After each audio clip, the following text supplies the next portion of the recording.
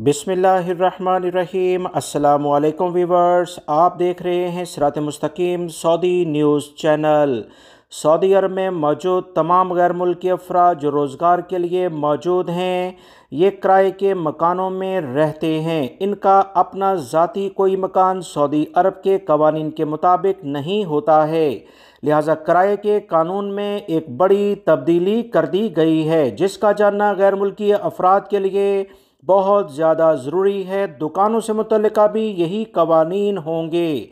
ताज़ा तरीन इतला जनरल प्रॉपर्टी अथॉरिटी सऊदी अरब की जानिब से शेयर की गई है, जिसमें कहा गया कि जो भी गैर मुल्की अफराद अब सऊदी अरब में मकान किराए पर लेते हैं, इन्हें कुछ अजाफी रकम इंश्योरेंस की पॉलिसी के तहत भी देना होगी।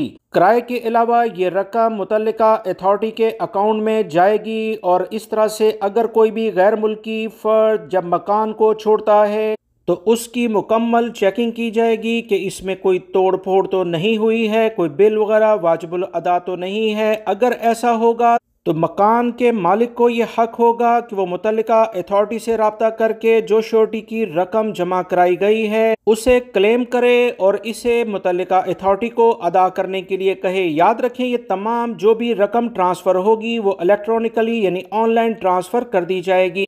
जनरल प्रॉपर्टी अथॉरिटी इस बात को तय करेगी कि कितनी रकम मालिक मकान को डैमेजेस यानी तोड़फोड़ से मुतल्लिका जो वो शवाहिद पेश कर रहा है, अगर वो दुरुस्त हैं तो अदा करनी है।